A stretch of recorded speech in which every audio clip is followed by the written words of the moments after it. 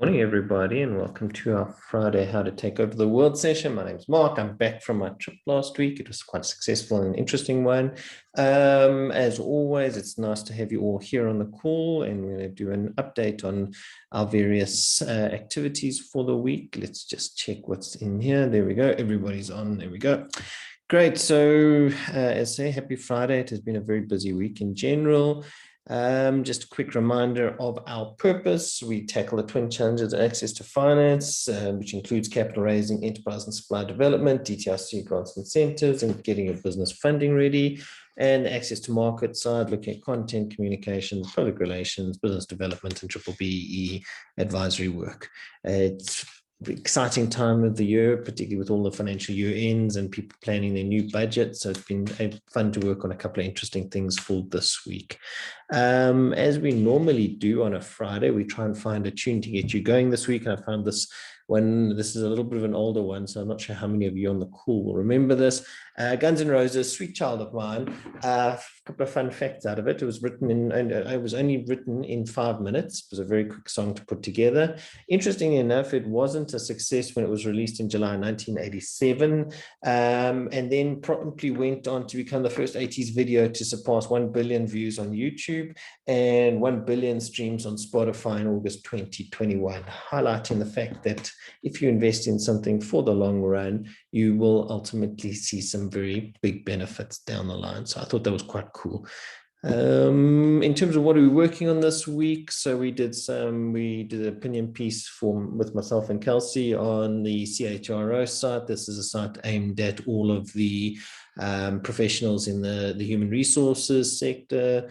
We did an opinion piece looking at 4 ways to unlock the strategic value of HR, with looking at things like corporate wellness and a couple of elements there. Interestingly, we looked at it and it says almost 40 billion rand a year is lost to mental health issues in the workplace. So that just talks about size of a certain opportunity in the South African market. Cam did her first impact report. This is what she did for South 32. So she's been putting together impact reports on different projects that we're working on, and this one came out very nicely. So very happy with that. We finally got the go ahead to move on that Microsoft SMME facilitation. So Anay is driving this. So effectively what we're doing across 6 provinces, we are doing training for 60 for 60 people that are interested in starting a small business. We're doing it in conjunction with the SME.tax and Snapshot teams.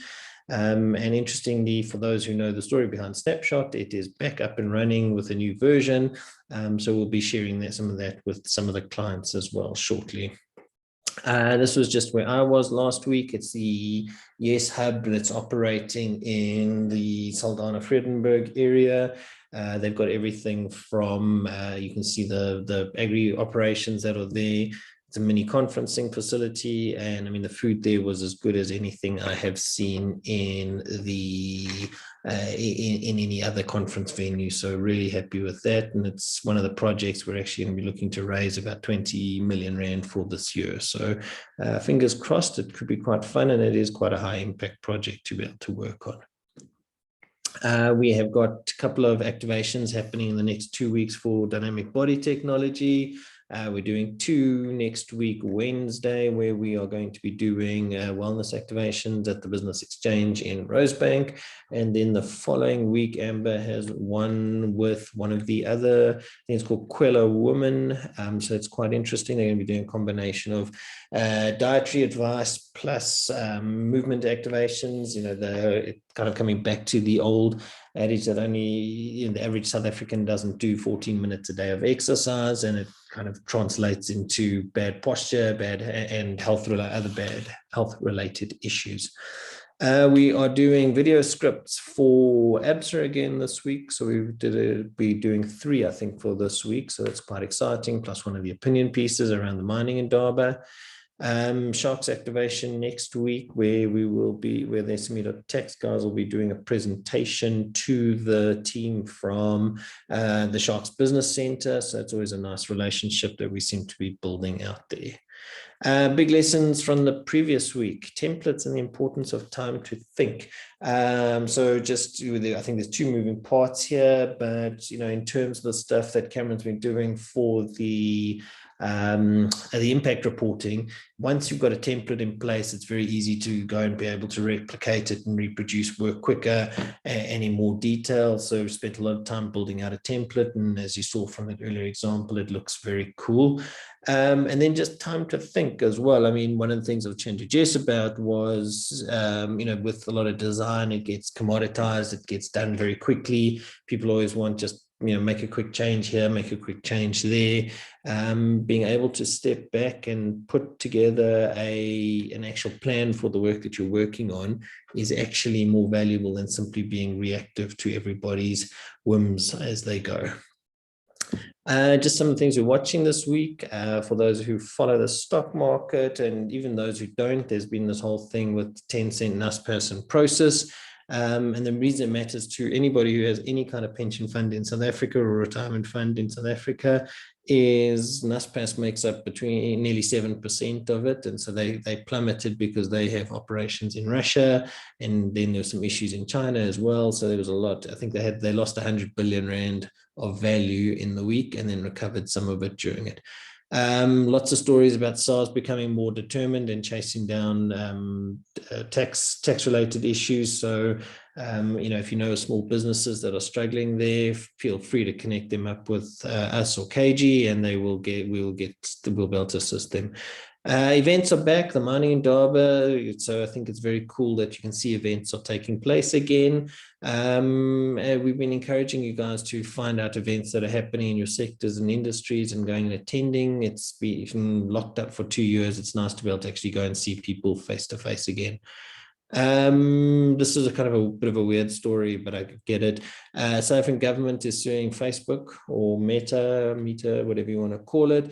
They basically kicked the South African government's GovChat thing off WhatsApp, and the government said that wasn't very fair. The reason I highlight that is just because if you don't own your own properties and you're completely dependent on other people's technology, you're at the mercy and whim of what they are building.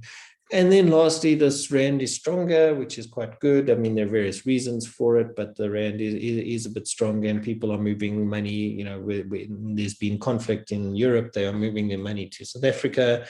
So that's encouraging. We have a little bit of a good news story. I always think of it as the scorecard for being a South African, for a country, is the ability to have a strong currency. So that's quite interesting. And hey, did I miss anything?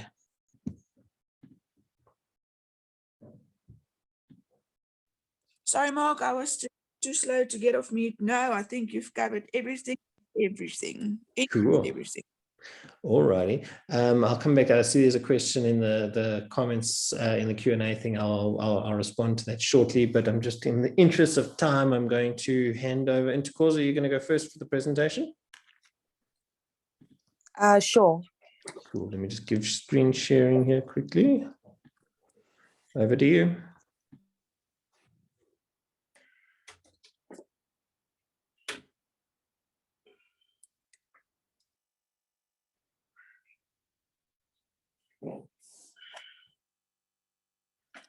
Good morning, everybody. So just as a way of introduction to anyone on the call that we don't work with, I'm Ntokozo Khumalo, a problem solver with Ntokozo, specializing in business development and content strategy. And my presentation today is on the back of Global Money Week. So I'll be presenting on some small, smart money ideas in a dumb economy. And a dumb economy, really, I feel, is what we're in right now, where there are some positive signs of recovery, but we are still facing those challenges. No, so before we get started, I'd like everyone to just take this test quickly. There is a link on there. I don't know if you're able to put that link in the chat. There are 10 questions in this exercise.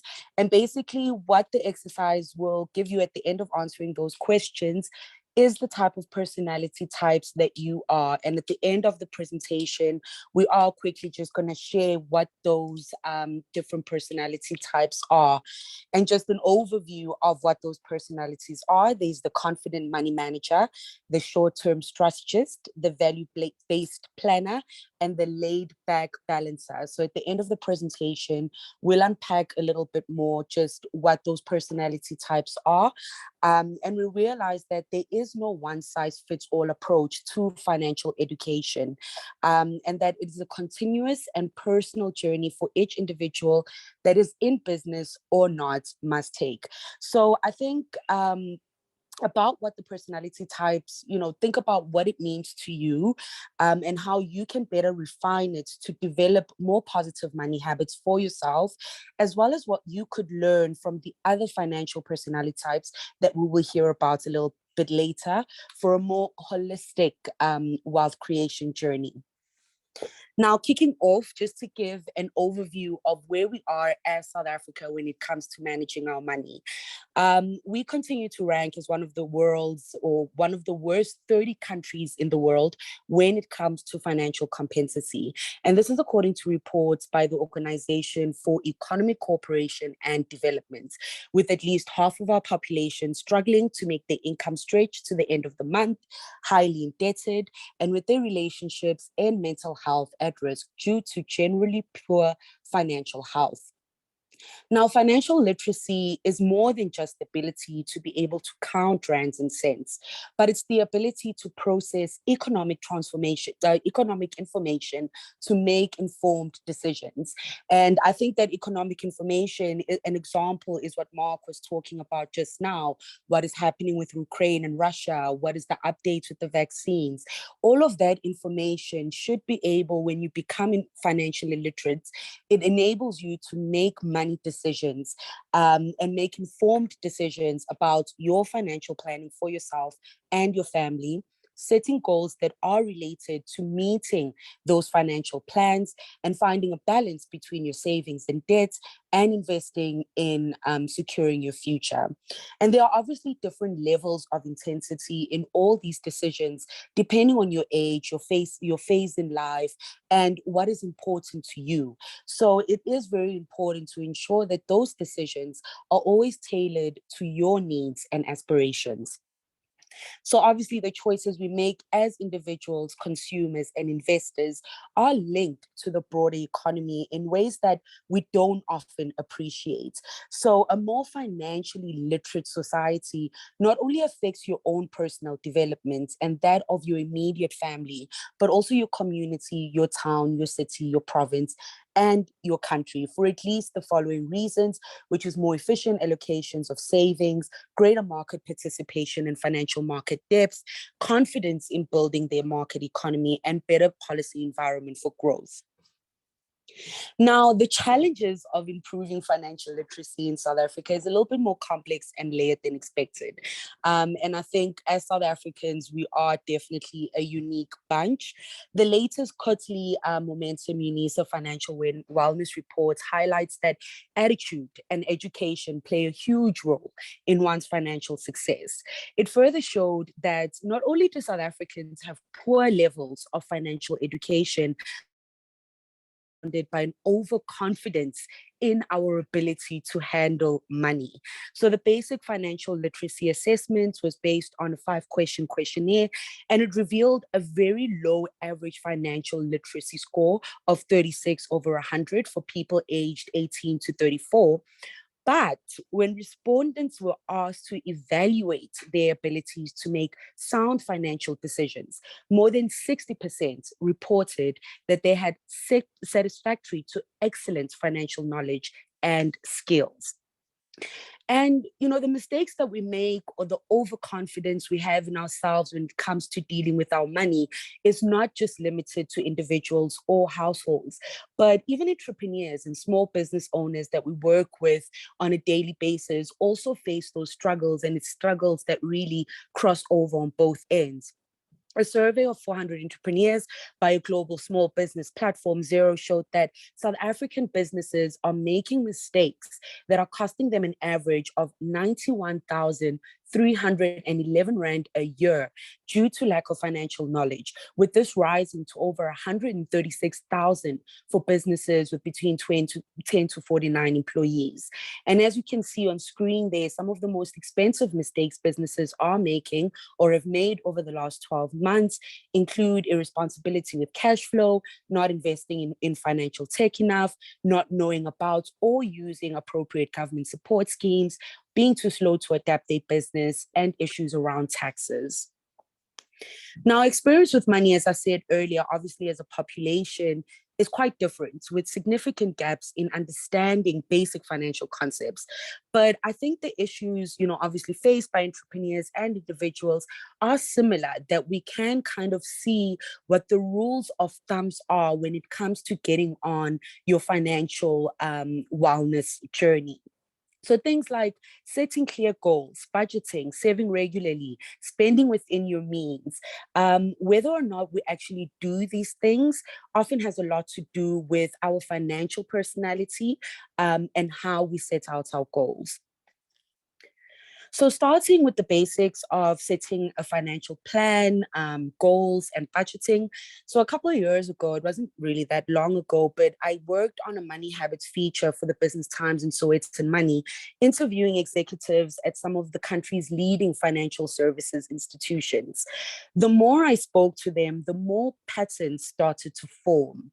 Although most came from humble backgrounds, still plagued by the remnants of apartheid and a shortage of opportunity, they each developed good money habits starting from home. So little habits that they learned either from their parents, their grandparents, or extended family, and they took those lessons with them to varsity, took them with them when they were kicking off their career, and to sustain the careers. So despite not coming from, very privileged backgrounds or growing up with formal financial education, they actually set real time aside every day and every week to work on their financial literacy and started segmenting their education to different life modules, starting with financial planning and budgeting.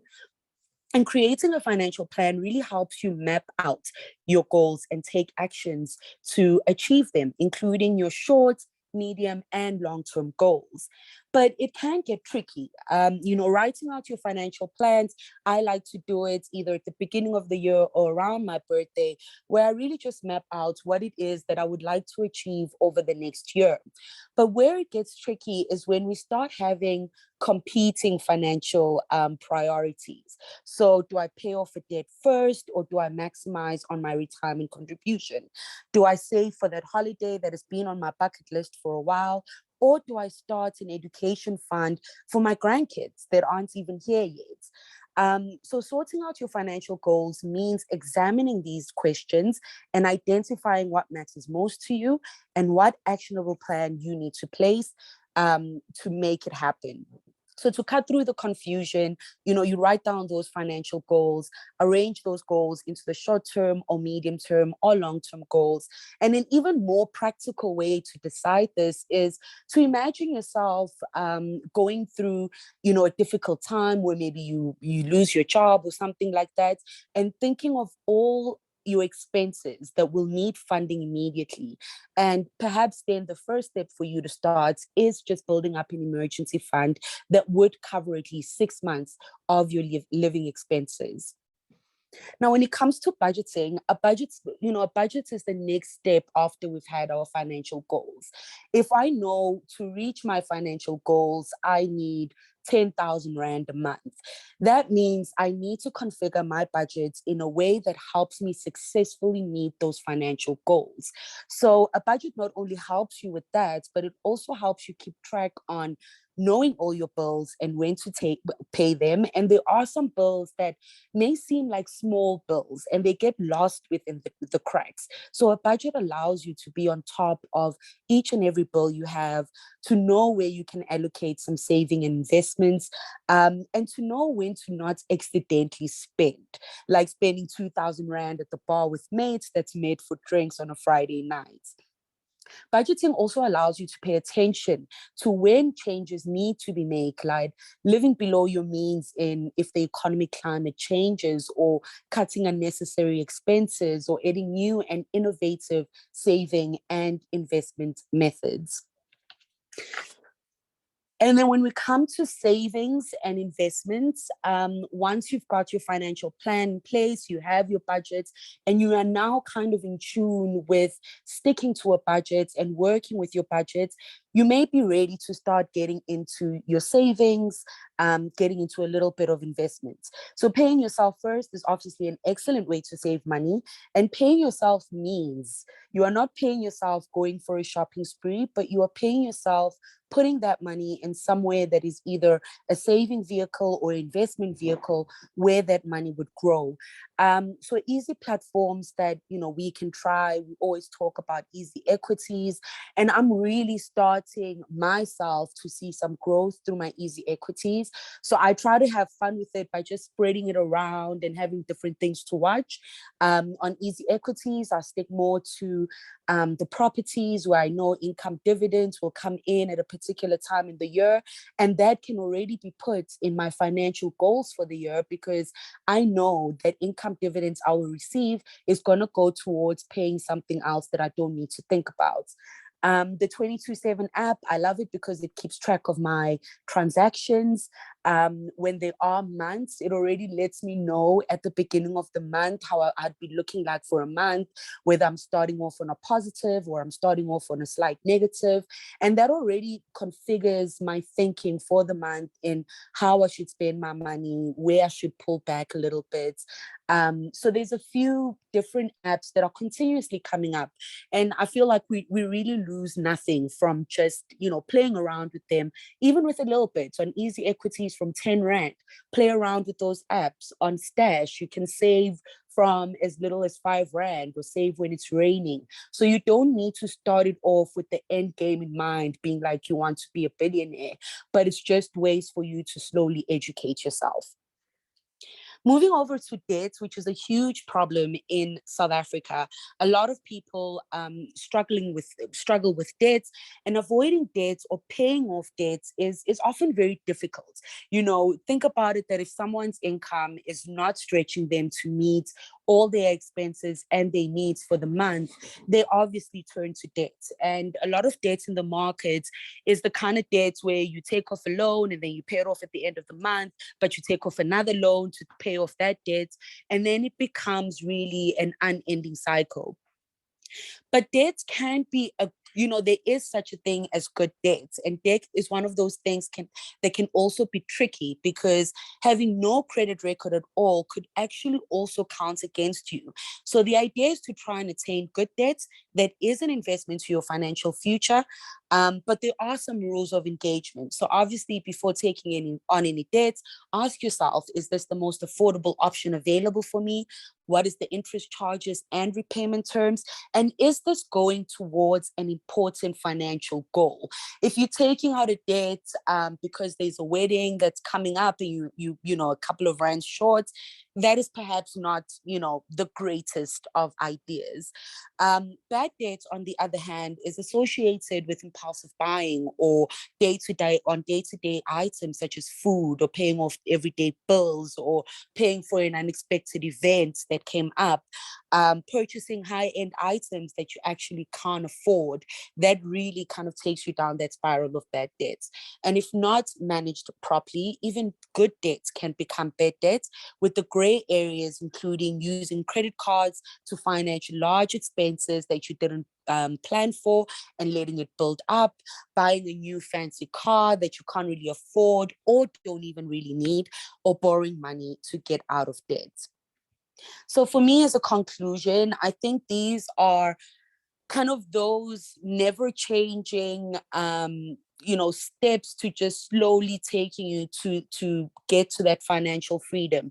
Obviously, it becomes a little bit more sophisticated, and the more financially literate you are, you can actually expose yourself to the more complex things that come with wealth creation. But I think that embracing good money habits and continuously looking for opportunities to educate yourself, so listening to podcasts, reading personal finance articles, and so on, we really do set ourselves up for financial success. And it's often about us being intentional in everything we do regards to money, whether we are employed or are entrepreneurs trying to grow our small businesses. So here's to us developing some good money habits and wealth creation for generations after us. The Global Money Week is setting out a lot of content in the next week or so. So I think if everyone just has some time to read through and really find your niche in building your wealth. Thank you. Awesome. Thanks, Ntokozo. That's great. And I mean, I think that this is, as the old person on the call, I get to encourage you guys who are the younger people to really, before you start having kids, before you start taking on a lot of debts, like the more you can build up your financial base and get good financial habits up front, the easier it is down the line. I promise you will, there's nothing more debilitating than not having access to your own money or being trapped in a job because you're dependent on a salary. I know it's the ideal, but I mean, the more you can build yourself out a base, the easier you will find it as you kind of grow from it. And like I said, I mean, I just posted in the chat there as well, but I mean, for the average South African, they're spending between 75 and 85% of their monthly salary just servicing debt. Now, obviously, that includes things like cars and houses, but it does just make you think a little bit about where your money is going to. I am cognizant of time, so I'm going to hand straight over to Em, and then we'll do a bit of Q&A at the end. Emma, over to you. Awesome. Let me just share my screen. Ntokozo, if you could stop sharing your screen just real quick. There you are. Go, access.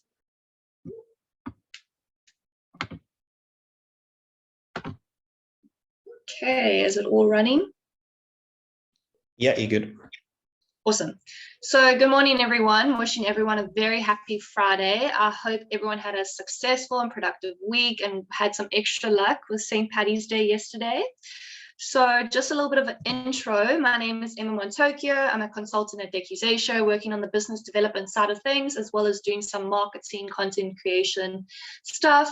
I'm also an honors student at Stellenbosch University, studying the very interesting and exciting field of strategy and innovation, where we keep things fun, creative, thought-provoking, and encourage free thinking. So instead of thinking outside the box, we're kind of taught to just throw the whole box out the window. And the best quote that I've come across, which encapsulates what I've learned so far, is by the futurist and philosopher Alvin Toffler, who said that the illiterate of the 21st century will not be those who cannot read or write, but those who cannot learn, unlearn, and relearn, which is what managing innovation and advanced strategic management is all about. And so the topic that I'm discussing today actually forms part of my studies and is one of the main concepts that I'm exploring in my research thesis for this year. So naturally, I've obviously done a lot of reading on this topic, and I have a few thoughts to share on it. So in the modern corporate world, where it's becoming increasingly competitive and there's ever-evolving business environments, it's really important that an organization remains innovative to continually pursue advancing initiatives and to meet complex challenges.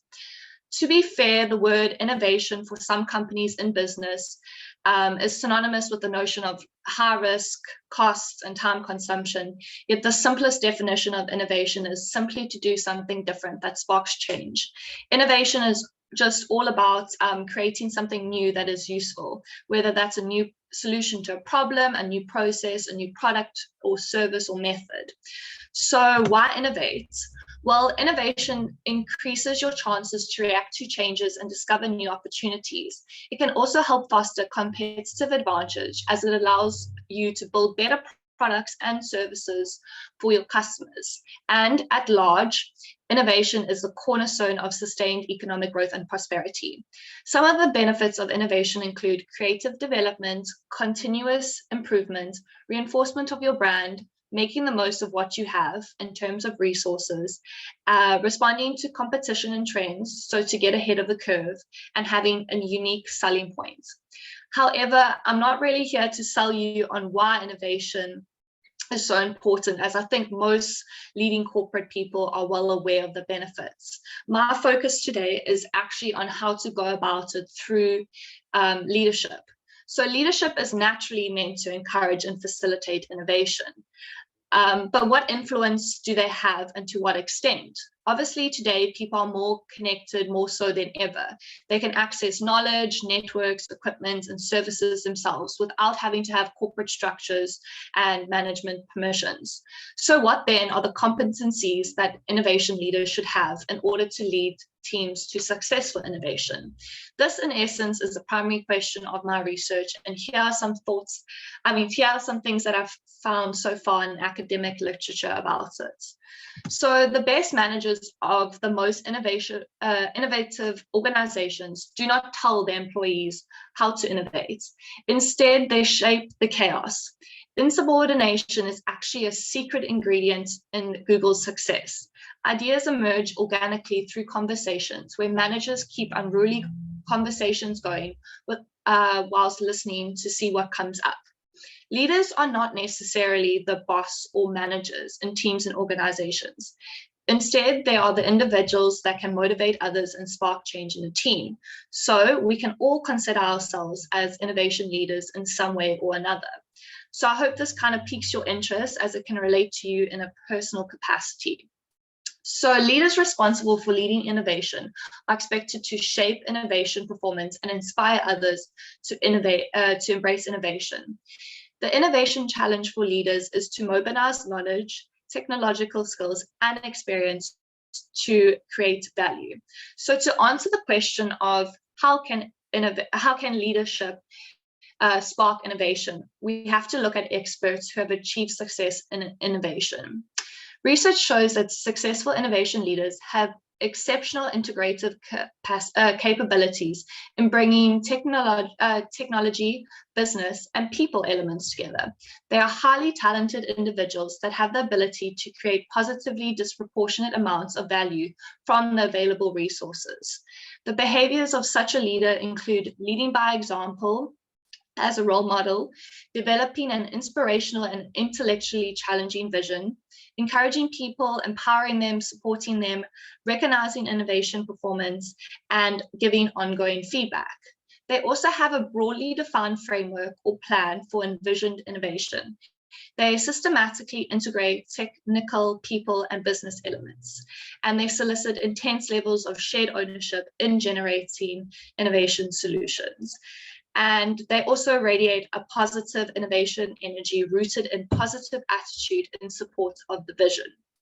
So innovation leaders also have their own channels, feeding them with news, as well as have personal networks to access experts. They establish collective tracking mechanisms with others to monitor trends, and they consider new possibilities as strategically aligned portfolios. And finally, they are also know what's going on in the industry landscape, so to help them envision future projects. So in closing, I've kind of summarized all the behaviors, characteristics, and skill sets of innovative leaders. So do you think you embody some of these traits? And can you therefore spark innovation in your team in some way moving forward? So yeah, that's from me. Thank you so much. Awesome, thanks, Em. That's very cool. And I think the one takeaway for me there is actually knowing what is happening in your industry. I mean, I know I encourage you guys to do it, but if you're not curious about the industry and the people around it and following the people that are doing interesting things, it's very difficult to actually kind of make your mark in an industry, find a gap, etc. Maybe just a fun thing, just building on this innovation, but it was a project that's been tentatively brought to us this week.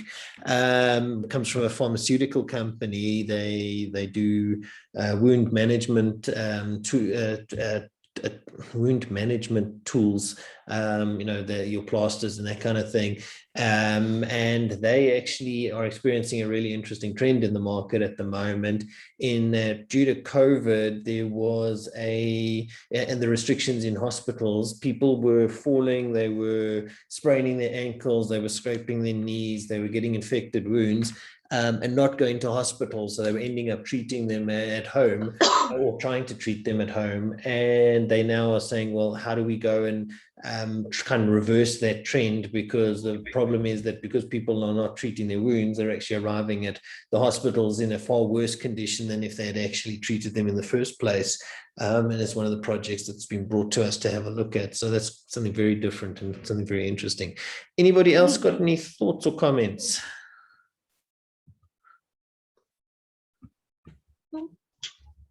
Mark, I think maybe just go back to Matthew's comment in the Q&A.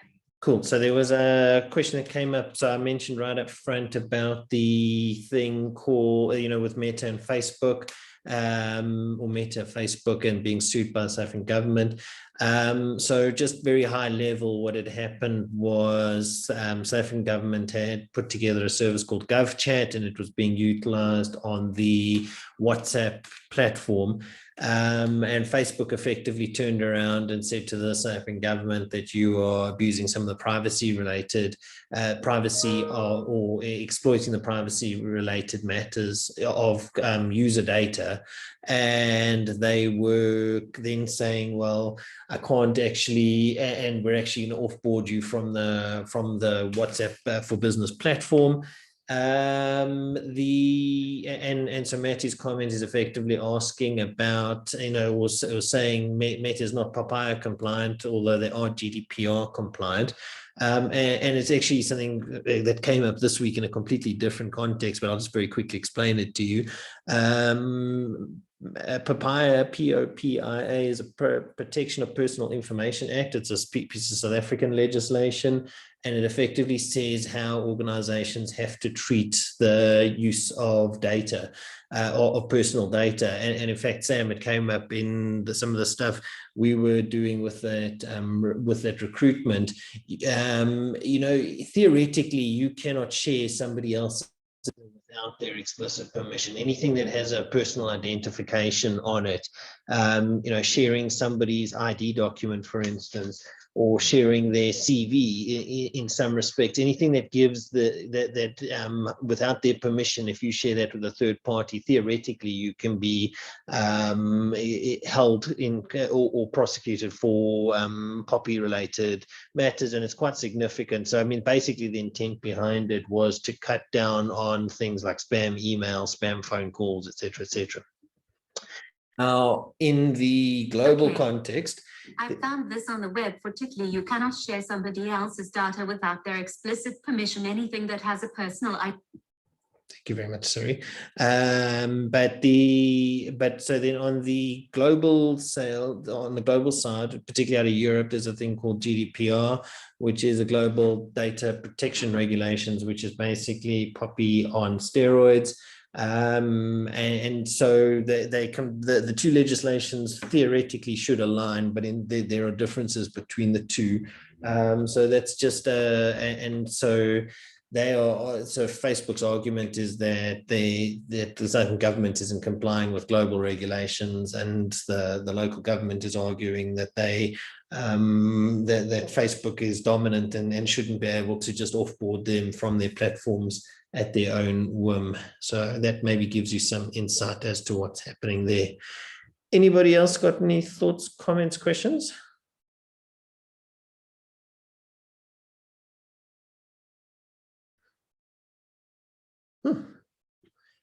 Well, then I think that is us for Friday. Much appreciated. Thank you, everybody, for making yourselves available. So to Matty, it's a competition related, it's a privacy and competition related matter rather than I think I framed it right up front as government suing Facebook, but it is effectively a dominance related issue, in that they've got this, they control the WhatsApp platform, and they took it off and they took the South African government off it at their own discretion. Cool. That is very much been a very good session. Thank you, everybody, for some great presentations, and looking forward to a good week this week. There's a lot on the go. It is a short week, so enjoy your long weekend, and we shall chat again on Monday. Cheers, everybody. Goodbye, everyone. Happy Friday. Bye, guys.